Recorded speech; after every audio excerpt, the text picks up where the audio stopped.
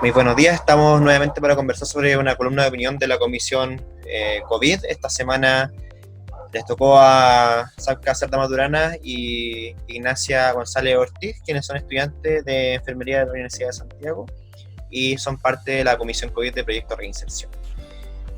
Te pregunto a ti, Salca, que si nos puedes contar sobre de qué trata la columna que ustedes escribieron.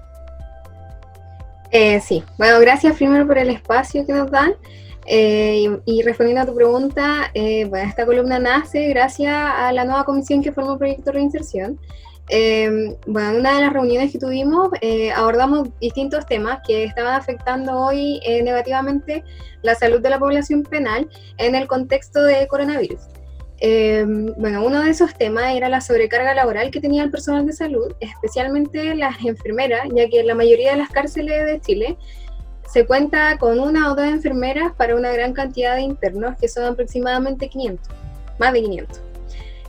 Además hay lugares en los que ni siquiera se cuenta con una enfermera, estos son los mínimos. Se cuenta con técnicos de enfermería que están a cargo de otorgar los cuidados de enfermería a las personas que se encuentran enfermas dentro de la cárcel. Sumado a todo esto, nos pudimos percatar de que se cuenta con solo una visita médica a la semana, lo que nos parece, sobre todo ahora en el contexto de coronavirus, realmente insuficiente por el tema de la pandemia. En un principio, a medida que fuimos haciendo la columna, íbamos a hablar solamente de la sobrecarga que tenía el personal que trabajaba en las cárceles. Pero a medida que fuimos recolectando información y que fuimos haciendo la columna, nos dimos cuenta que también habían otros factores que vamos a mencionar más adelante que influían demasiado en las personas privadas de libertad en la salud que estaban teniendo.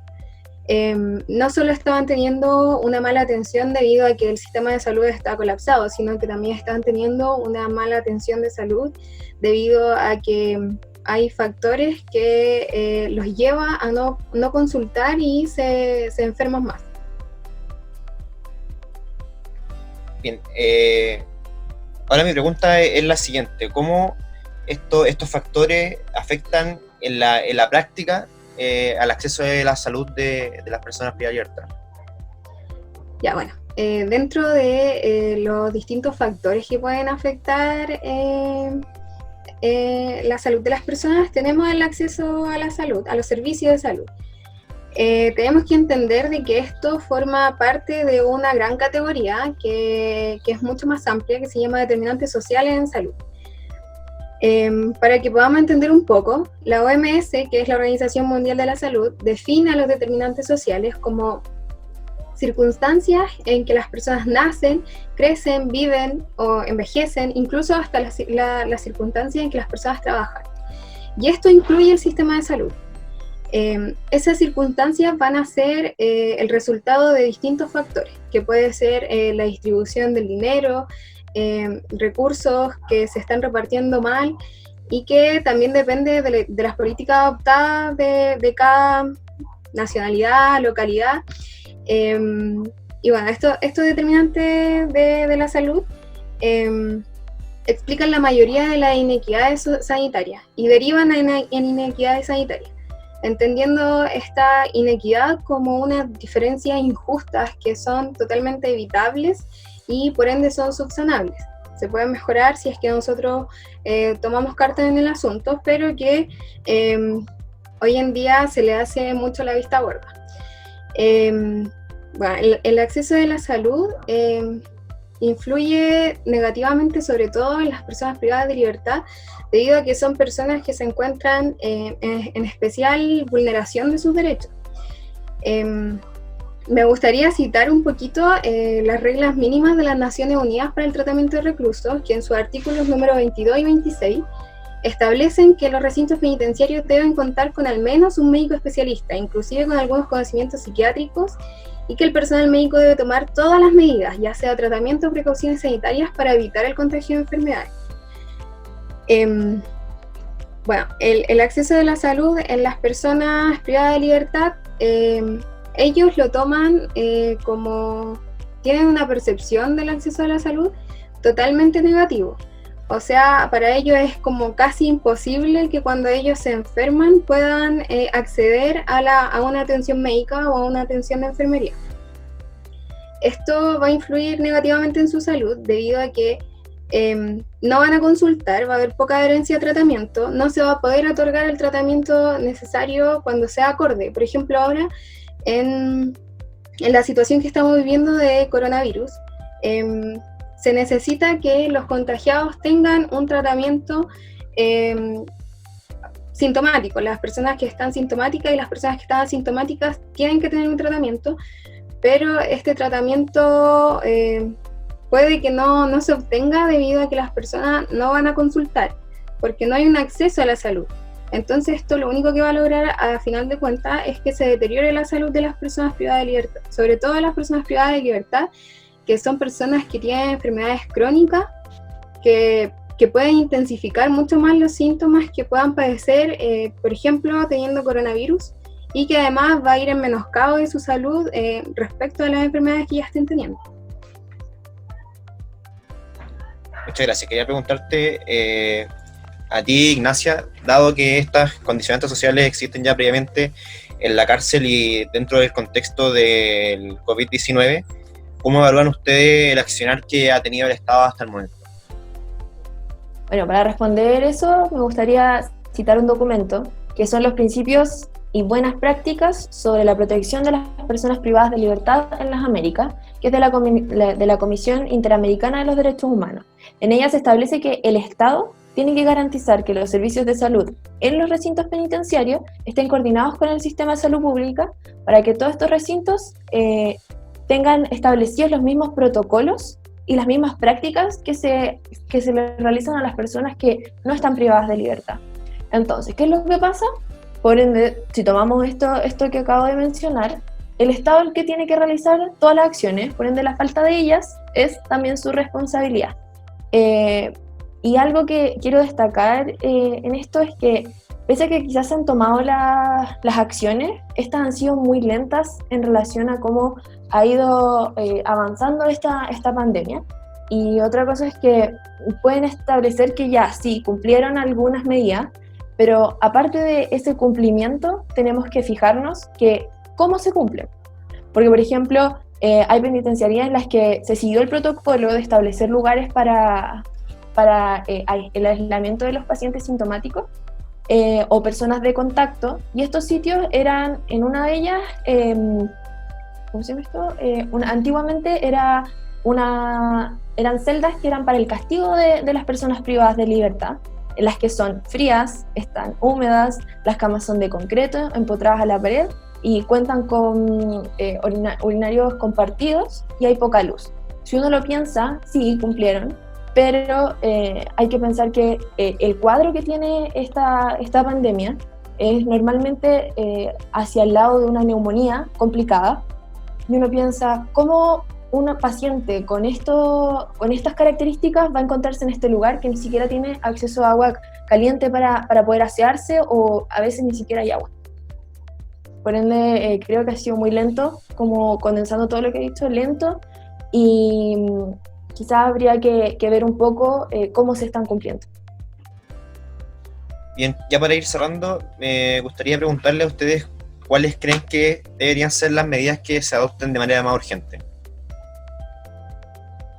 Bueno, dentro de las medidas que se deberían adoptar de manera más urgente es como prioritario el acceso al agua que tienen las personas privadas de libertad. Como mencionó Rodrigo en su columna anterior, las personas privadas de libertad no tienen acceso al agua potable la mayor cantidad del día, las 24 horas del día, sino solamente un periodo de tiempo muy corto, que pueden ser 2 horas.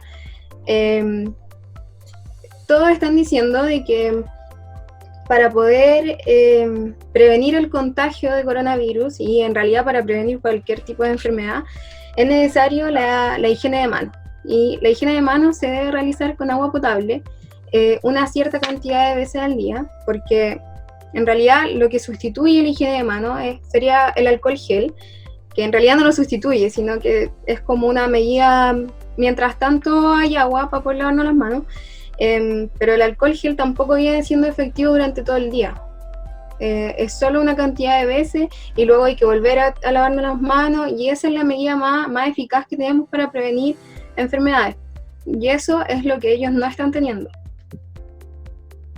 Dentro de otra medida que se debería tomar como urgente es que ya se ha visto que hay estudios que en un principio como que plantearon la posibilidad de que los pacientes se comporten de manera asintomática, pero ahora ya es un hecho. Las personas se están comportando en su mayoría como pacientes asintomáticos.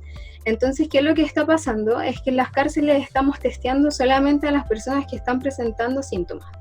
Las personas que están presentando síntomas se les va a hacer la prueba para ver si es que dan positivo a coronavirus.